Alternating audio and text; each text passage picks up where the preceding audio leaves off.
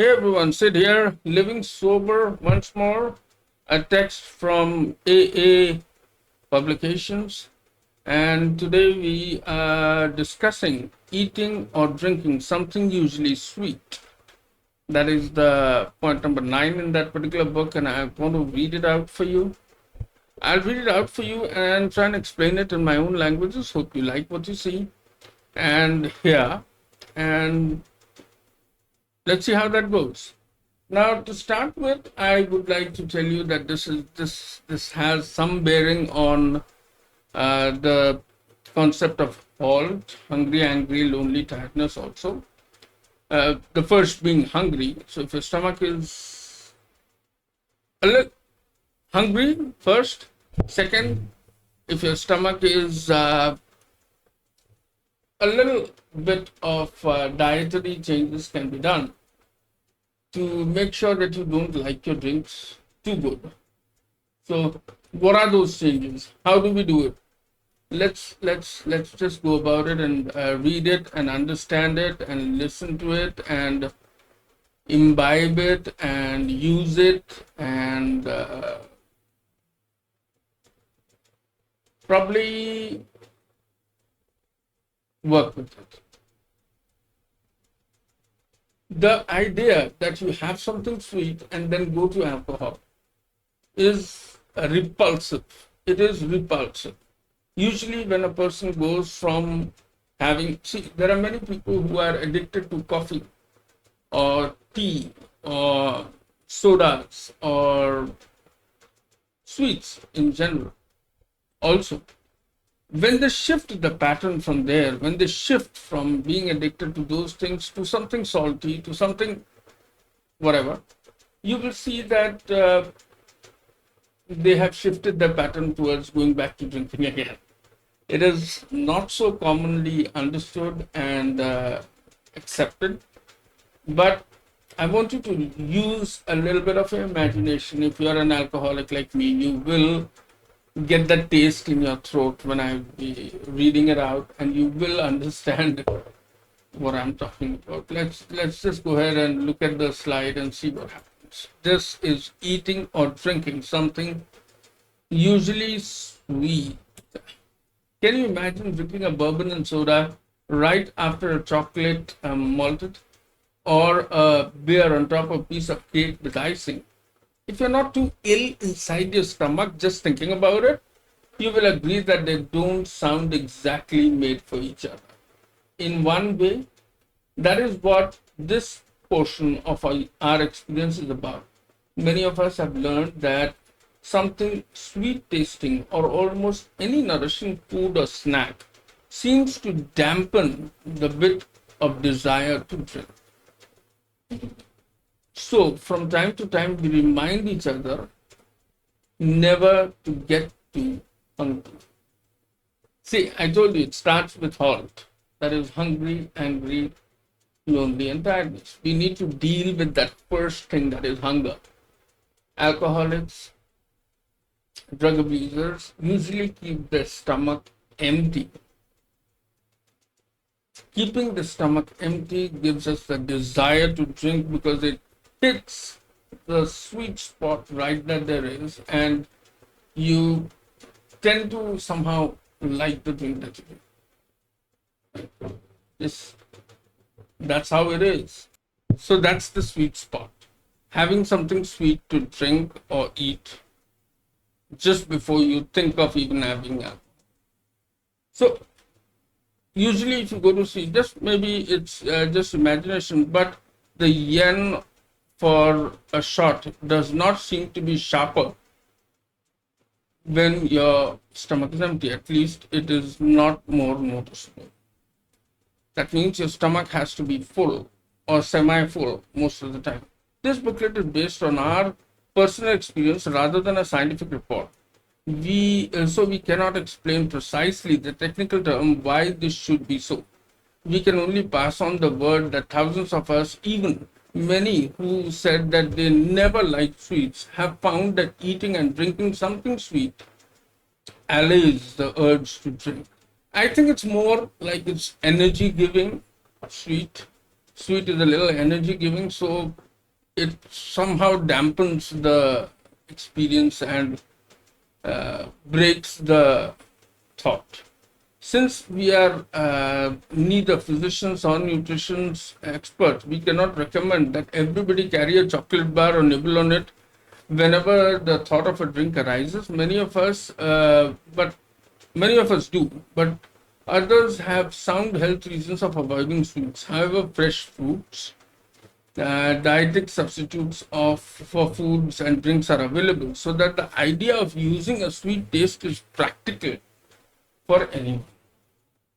It should be energy giving. It is not nothing to do with being sweet, or should not have too much of glucose in it, but it should be sweet. Maybe having an apple, maybe sometimes even having fresher fruits like oranges or apples or Indian tea. Like Indian tea is when you mix the tea water with milk and cream and make it sweet and drink. Because I know someone who used to drink pots of tea, as I told you. And when he converted himself from tea to lime juice, he started drinking again. So there's that sweet spot that you need to find out where it is.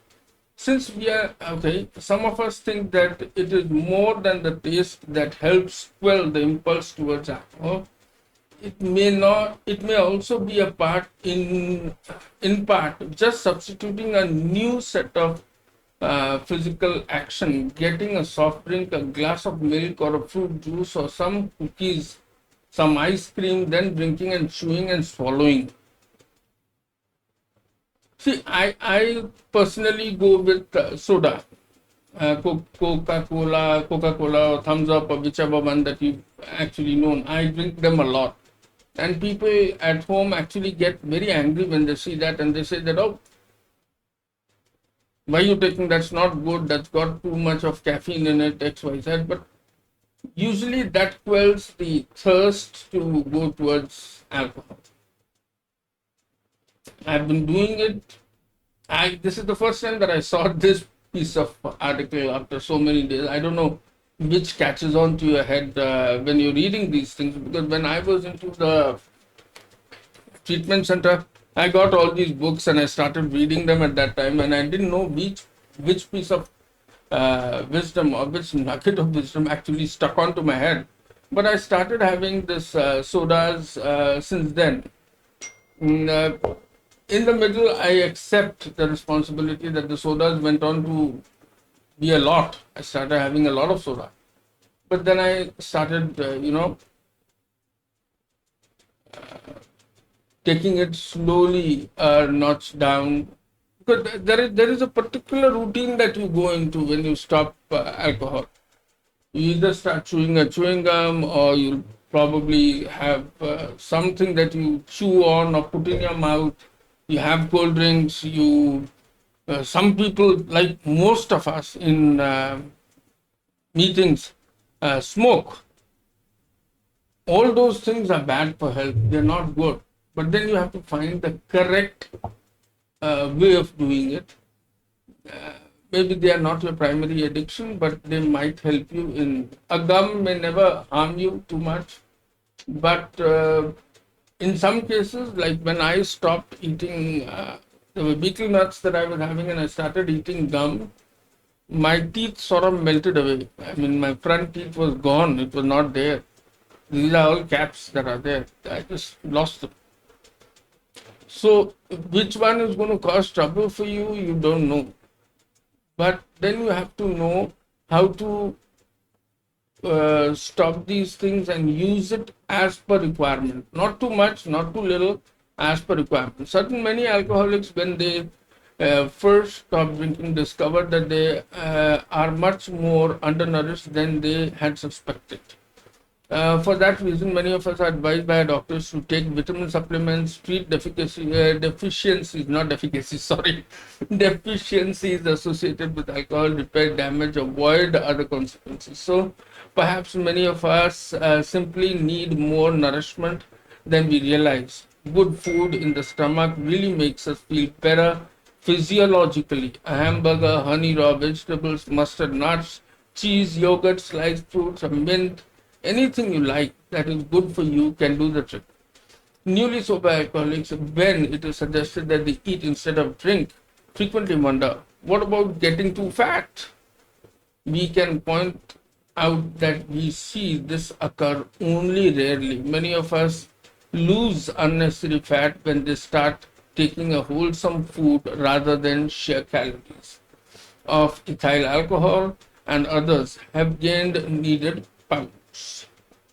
So, to be sure, a few ice cream or a candy addicts do find that their first sober months, a bulge or a roll developing here and there is usually in the wrong places, but that seems to be a small price to pay for release from alcoholism or active alcoholism. Better is to be chubby or pleasing plump than drunk. Did you ever hear that anyone being arrested for being a fat driver or driving fat driving? Anyhow, this is with a little patience and sound judgment, weight situation usually straightens itself out. Our experience proves if it does not, then, or if you have a chronic and serious obesity or underweight problem, you probably should consult a medical expert who not only knows weight problems but also understands alcoholism. We never find any conflict between AA experiences and sound medical advice. So the next time the temptation of drink arises, let's eat a little or sip something gooey, gooey meaning sweet, at least that puts off the drink for an hour or so, and we can take another step towards recovery. Maybe the one suggested in the next section. We'll go ahead with the next section in a while, but right now I just want to understand, I just want to talk about it a little further by trying to explain that, see, we have spoken just before this that this is 1 minute at a time, 1 hour at a time, 1 day at a time. We need to quash that interest of taking alcohol for that particular moment. And if taking some sweet or a little bit of candy or maybe a soda or something can break that cycle and give us the strength to carry on for an hour or so, we should do it. We should try it. We should use it, at least in the beginning stages, so that we are out of this cycle of alcoholism. We are out of this cycle of addiction. Once you do that, you will understand that maybe, see, when in the beginning, one of my friends, he started having chocolate milk. He would take half a liter of milk, put in chocolate, cocoa powder, put in some Cadbury's, put in a little of milkmaid, and make a good milkshake for himself and take it with ice cream. High calorie, very, very, very high calorie drink. But usually when he had that one full mug of that thing, it took him nearly 6 hours, 5 to 6 hours to even think about food or drink or any other thing, because he was so full and that euphoric feeling was there that to 6 to 7 hours after that he did not feel like eating anything or drinking for that.